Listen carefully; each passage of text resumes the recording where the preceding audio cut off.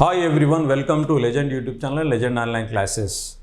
So నిన్న అనూహ్యంగా హైదరాబాదులో చిక్కడపల్లిలో లైబ్రరీ దగ్గర మరియు దిల్సుఖ్నగర్లో నిరుద్యోగులు ధర్నా చేయడం జరిగింది. సో దానికి కారణం ఇటీవల ఐటీ శాఖ మంత్రులు శ్రీధర్ బాబు గారు అసెంబ్లీలో ప్రకటన పెద్ద దుమారాన్ని లేపింది. సో జాబ్ క్యాలెండర్ను తప్పకుండా ఇవ్వాలని చెప్పి సో నిన్న మొన్న నిరుద్యోగులు ధర్నాలు చేస్తున్నారు. సో చిక్కడపల్లి లైబ్రరీని నిన్న ఒక జైల్ మోడల్లో చేశారు. సో లైబ్రరీలోనే అభ్యర్థులు నిరుద్యోగుల నుంచి సో వాళ్ళు ఎక్కడ ధర్నా చేస్తారని దాన్ని లాక్ చేశారు. సో ఈ అన్ని అంశాలను మాట్లాడే ముందు ఒకసారి సో మనం లెజెండ్ క్లాసెస్ ఆధ్వర్యంలో సో ఇక రికార్డెడ్ క్లాసులకు స్వస్తి పలికి సో ఇదివరకు ఒకసారి మనం లైవ్ సెషన్ స్టార్ట్ చేసాం. సో దాన్ని అక్కడ ఆపాం. ఇప్పుడు వాళ్లకు ప్లస్ కొత్త వాళ్ళందరికీ కూడా complete live session 1 year validity తోటి చేస్తున్నాం. సో ఆఫ్లైన్కి ధీటుగా రెగ్యులర్గా క్లాసు రెగ్యులర్గా ఎగ్జామ్ పెట్టే విధంగా మనం సెషన్ను తీసుకొచ్చాం. సో ఎవ్రీడే క్లాస్ ఉంటుంది, ఎవ్రీడే ఎగ్జామ్ ఉంటుంది, ఎవ్రీ సండే గ్రాండ్ టెస్ట్ ఉంటుంది.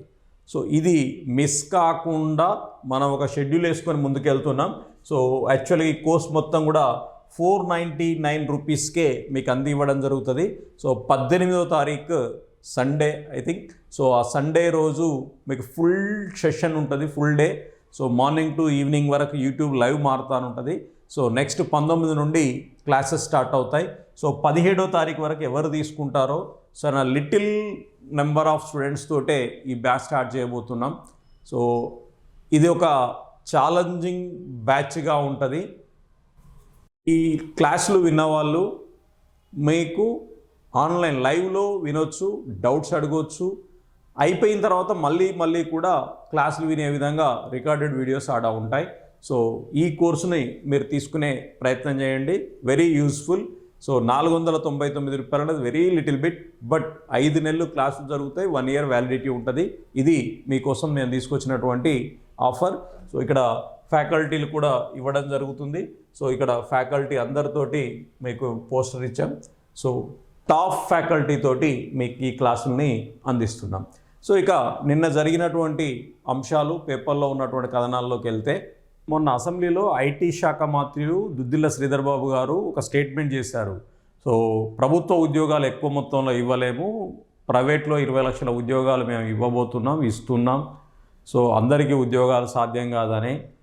సో ఆ స్టేట్మెంట్ తర్వాత నిరుద్యోగుల్లో కొంచెం ఆగ్రహం కట్టలు తెంచుకొని సో ఆ నెక్స్ట్ డే నుండి సో అది దిల్సుఖ్నగర్లో కావచ్చు, అశోక్ నగర్లో కావచ్చు, ధర్నాలు లేదా గుమికూడి ఎక్కువ మంది ప్రొటెస్ట్ చేయడం జరుగుతుంది. ప్రభుత్వానికి ఇమ్మీడియట్లీ నోటిఫికేషన్ రావాలని డిమాండ్ చేయడం జరుగుతుంది. సో నిరుద్యోగుల్లో పెద్ద ఎత్తున డిమాండ్ రావడం జరిగింది. దానికి అనుగుణంగా ప్రతిపక్ష పార్టీలో ఉన్నటువంటి టీఆర్ఎస్ దానికి మద్దతు తెలపడం జరిగింది. వాళ్ళు కూడా స్టేట్మెంట్ ఇవ్వడం జరిగింది. సో దీనికి ప్రతిగా గవర్నమెంటు మేము ఎన్ని ఇచ్చామనే ఉద్యోగాలతో పాటుగా సో టీఆర్ఎస్ ఏమి ఇవ్వలేదని చెప్తుంది తప్ప నిరుద్యోగుల్ని సంతృప్తిపరిచే విధమైనటువంటి మాటలు అయితే మాట్లాడతలేదు.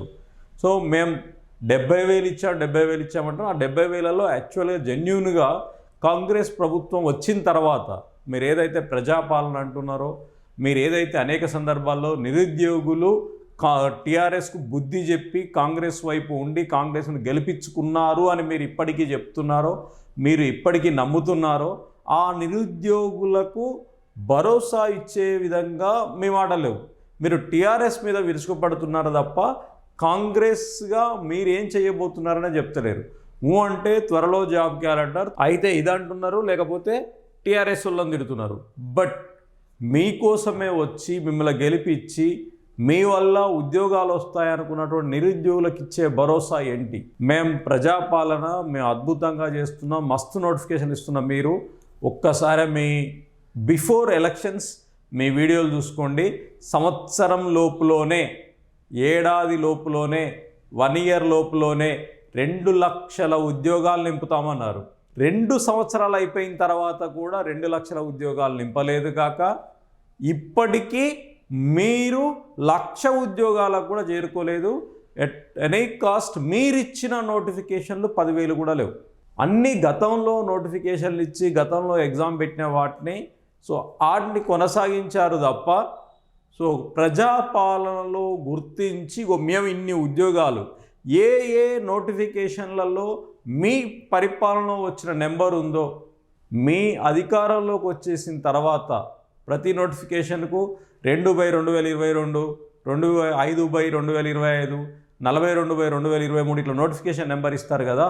మీరు 2023 డిసెంబర్లో మీరు అధికారంలోకి వచ్చేసిన తర్వాత 2024 నుండి 25, 25 నుండి 26 వరకు మీరు ఇచ్చినటువంటి నోటిఫికేషన్ల సంఖ్య ఎంత, దాంట్లో ఉద్యోగాలు ఎంత, ఇదేమీ లేకుండా ఇప్పటికీ ఎవరైనా మద్దతు ఇస్తే టీఆర్ఎస్ వాళ్ళు మద్దతు ఇస్తే వాళ్ళని తిడుతున్నారు, ఎవరైనా ఉద్యమం చేస్తే మేము మస్తు ఇచ్చినాం అంటున్నారు తప్ప మీరు ఇచ్చిన వాగ్దానం ఏంటి, మీరు చేస్తున్నది ఏంటనే దాని మీద అస్సలు పొంతన లేకుండా పోయింది.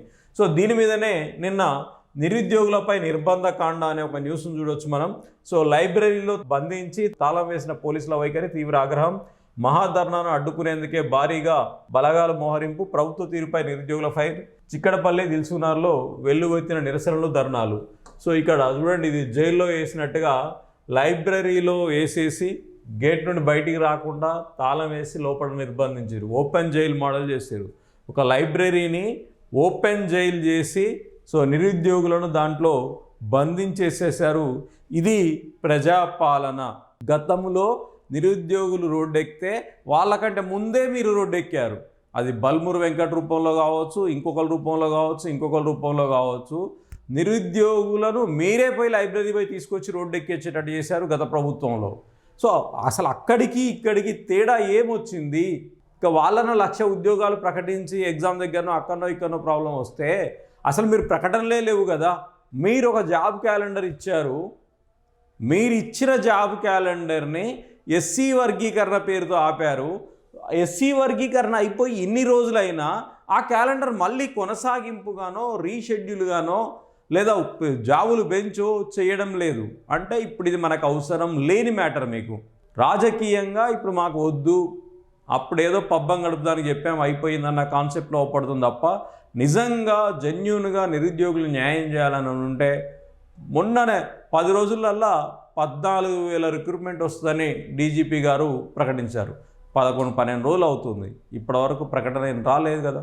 సార్ ప్రభుత్వం దగ్గరికి ఫైల్ పోయిందా? ప్రభుత్వమే ఆపుతుంది. ప్రభుత్వం దగ్గర ఫైల్ పోలేదు. ప్రభుత్వం చెప్తేనే వీళ్ళు పంపుతారు. సో ఇక్కడ ఎవరెన్ని ఉద్యోగాలు ఇచ్చారో చర్చకు సిద్ధమా? బీఆర్ఎస్కు నిరుద్యోగులు ఉసురు తాగుతుంది. బీఆర్ఎస్కు ఉసురు తగులుతుంది. బీఆర్ఎస్ వాళ్ళే కావాలని మీ సైడ్ వచ్చారు. సో ఇది మహేష్ కుమార్ గౌడ్. బీఆర్ఎస్ పాలనలో ఎన్ని ఉద్యోగాలు ఇచ్చారో, కాంగ్రెస్ ప్రభుత్వం ఎన్ని ఉద్యోగాలు ఇచ్చిందో చర్చకు సిద్ధమా అని టీపీ చీఫ్ మహేష్ కుమార్ గౌడ్ సవాల్ విసిరారు. నిరుద్యోగుల ఉసురు తగిలి బీఆర్ఎస్ అధికారం కోల్పోయిందని వ్యాఖ్యానించారు. సో ఎగ్జాక్ట్లీ నేను అనేది కూడా అదే. బీఆర్ఎస్ నిరుద్యోగుల ఉసురు తగిలిపోయింది అని అంటే వాట్ అబౌట్ కాంగ్రెస్? కాంగ్రెస్ కూడా ఉసురు తగిలే అవకాశం లేదా? మీరేం చేస్తున్నారు? 2 సంవత్సరాల్లో మీరు ఏమి ఇచ్చారు ఒక్కసారి ఆలోచించుకున్నారా? సో నిరుద్యోగుల ఆందోళన, పోలీసుల అప్రమత్తం. జాబ్ క్యాలెండర్ విడుదల చేయాలని డిమాండ్ చేస్తూ శనివారం నిరుద్యోగులు ఆందోళన చేపట్టారు. వారు మెరుపు ధర్నాకు దిగే అవకాశం ఉందన్న సమాచారంతో హైదరాబాద్ దిల్సుఖ్నగర్ ప్రాంతాల్లో పోలీసులు అప్రమత్తమయ్యారు. అవాంఛనీయ ఘటనలు జరగకుండా ముఖ్య కూడళ్లు, బస్టాప్, మెట్రో పరిసర ప్రాంతాల్లో బందోబస్తు చేపట్టారు. అయినప్పటికీ దిల్సుఖ్నగర్లో ఇందిరమ్మ క్యాంటీన్, మరోచోట నిరుద్యోగులు బైఠాయించారు. గుంపుగా చేరిన వారిని పోలీసులు చెదరగొట్టి శాంతి భద్రతలకు భంగం కలగకుండా చర్యలు చేపట్టారు. ఇది కామన్. నిరుద్యోగులు కూర్చుంటే పోలీసు వాళ్ళు కొడతారు. కానీ గత కంటే మీరు ఇంకా నిర్బంధం విధించే ప్రయత్నం చేస్తున్నారు. ఎంత నిర్బంధం విధిస్తే అంత ఘోరంగా తయారవుతుంది. సో అలా కాకుండా చూసుకునే బాధ్యత ప్రభుత్వం మీద ఉంది అని చెప్తూ, సో ఒక్కసారే మీ మనస్సాక్షికి కాంగ్రెస్ ప్రభుత్వము, కాంగ్రెస్ లీడర్లు మీ మనస్సాక్షికి ఆన్సర్ చెప్పుకోండి. ఫస్ట్ మీరు ఏం చెప్పారు? తెలంగాణలో ఉన్న నిరుద్యోగ సమాజం మొత్తానికి మీరు ఇచ్చిన వాగ్దానం ఏంటి? సో అది లేకుండా మీరు మీ ఇష్టం వచ్చినట్టుగా మేము 70,000 ఇచ్చినామనంటే ఏ ఒక్క నిరుద్యోగి కూడా, మీరు బీఆర్ఎస్కు చెప్పడం వేరు, నిరుద్యోగులు చెప్పడం వేరు. మీరు ఇచ్చిన నోటిఫికేషన్లు ఎన్ని, మీరు చెప్పిన మాటలు ఎన్ని? మీరు అధికారంలోకి వచ్చి కూడా ఇంకా వాళ్ళను వీళ్ళని తిట్టుడు, వాళ్ళు ఎన్ని ఇచ్చారు మేము ఎన్ని ఇచ్చినాం పోల్చుకున్నా కాకుండా మీరు ఎన్ని చెప్పారు ఎన్ని ఇచ్చారో చెప్పరాదండి. వాళ్ళు ఇవ్వలేదు, వాళ్ళ శాత కాలేదనే వాళ్ళను ఓడగొట్టారు. మీరు ఓన్లీ నిరుద్యోగుల వల్ల మాత్రమే గెలిచారు. నిరుద్యోగులు బీఆర్ఎస్ను కావాలని ఓడగొట్టారు. పెనం మించిన పొయ్యిలో పడ్డట్టుగా కాకుండా చూడండి. నిరుద్యోగులను ఎంతో కొంత బీఆర్ఎస్ఏ బాగుందేమో అనే ఫీలింగ్ రాకుండా చూడండి. మీరు చేసే చర్యల వల్ల, మీరు తీసుకునే నిర్ణయాల వల్ల, మీరు చేస్తున్న జాప్యాల వల్ల నిరుద్యోగులు మిమ్మల్ని కూడా బొంద పెడతారు, మీకు కూడా ఉసురు తలుగుతుంది. ఆ జాగ్రత్త మీరు పడకపోతే మిమ్మల్ని కూడా ఎవరు కాపాడలేరు. కాంగ్రెస్ ప్రభుత్వమా, ఒకసారి ఆలోచించుకో. అది ముఖ్యమంత్రి కావచ్చు, టీపీసీసీ కావచ్చు, సో మంత్రులు కావచ్చు. అతి త్వరలో క్యాలెండర్ అని 2 సంవత్సరాలు గడుపుకొచ్చారు. క్యాలెండర్లు మారుతున్నాయి తప్ప జాబ్ క్యాలెండర్లు లేవు. కాబట్టి మీరు త్వరలో క్యాలెండర్లు ఇస్తేనే మీ అదృష్టం, లేకపోతే మిమ్మల్ని కాపాడడం ఎవ్వరి వల్ల కాదు. బట్ మీరు మేల్కొంటారని ఆశిస్తున్నా, మేల్కోవాలని కోరుకుంటున్నా. నిరుద్యోగులకు మంచి రోజులు రావాలని మనస్ఫూర్తిగా కోరుకుంటున్నా. సో ఎట్టి పరిస్థితుల్లో నిరుద్యోగులను ఖైదీలుగా, లైబ్రరీలను ఓపెన్ జైలుగా చేయకూడదు. అది మంచిది కాదు. విద్యాలయాలలో మీ ప్రతాపం, మీ నాశనానికి నాంది అయ్యే అవకాశం ఉంటుంది. తప్పకుండా ప్రభుత్వాలు పునరాలోచించుకోవాలి ఇట్లాంటి చర్యలకు. సో అది మాకు సంబంధం లేదు, పోలీసులకు అనేటువంటి ఒక మాట వేసి దాటవేసే ప్రయత్నం చేయకండి. సో ఏది చేసినా అది ప్రభుత్వానికే, మీకే చెడ్డ పేరు. మరొక్కసారి బీఆర్ఎస్ చేసిన దానికంటే పెద్ద మొత్తంలో మీరు పొరపాటు చేయడానికి సిద్ధపడుతున్నట్టున్నారు. అది మీ పతనానికి నాంది అవుతుందని గుర్తెరిగితే మంచిది. సో తెలంగాణ నిరుద్యోగమా, సో తప్పకుండా మంచి రోజులు రావాలని కోరుకుందాం. Thank you one and all.